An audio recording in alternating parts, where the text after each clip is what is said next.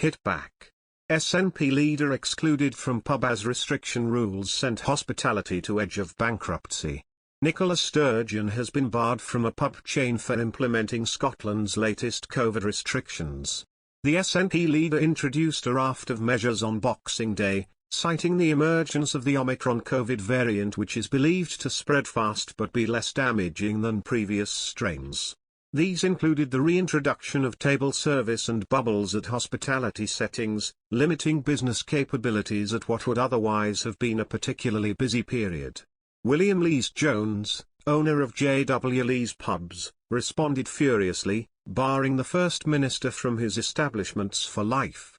He said the restrictions would hit hospitality business, already struggling after almost 2 years of various levels of restrictions, hard, and could even force some venues to close permanently.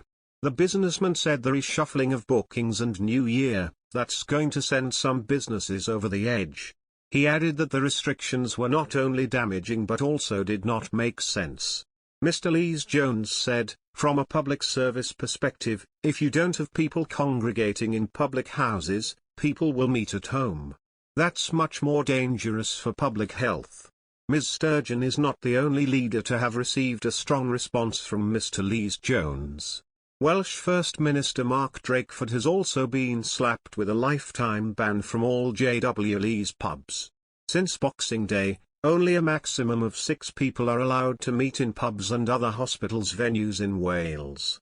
Mr. Lees-Jones responded to a post on Twitter that suggested the Scottish and Welsh leaders imposed unnecessary, draconian measures simply because they could. He wrote, "Both are barred for life from all J.W. Lees pubs." In another post, Mr. Lees-Jones said a sage advisor, journalist Robert Peston, and government advisor Professor Neil Ferguson were also all barred from his pubs.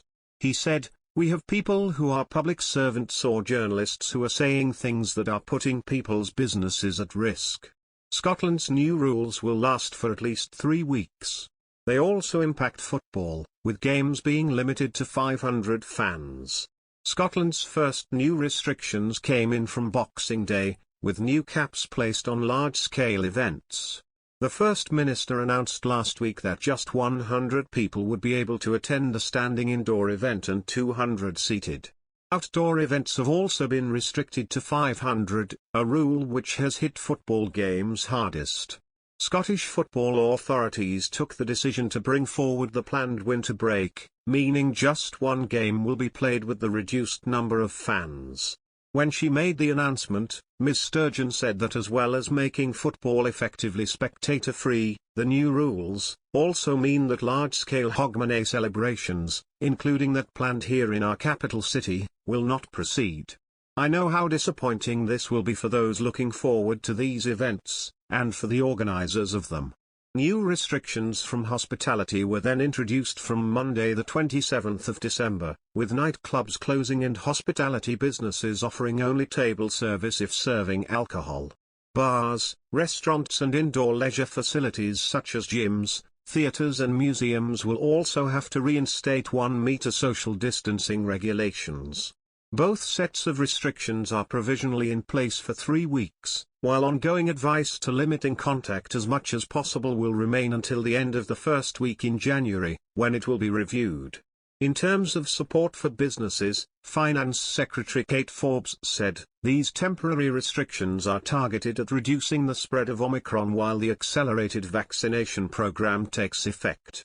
I understand how difficult this has been for businesses in recent weeks, but we must reduce our contacts and limit the spread of the virus. We're providing £375 million in business support, which is a significant investment, to support those who have experienced cancellations and help them get back on their feet in the new year.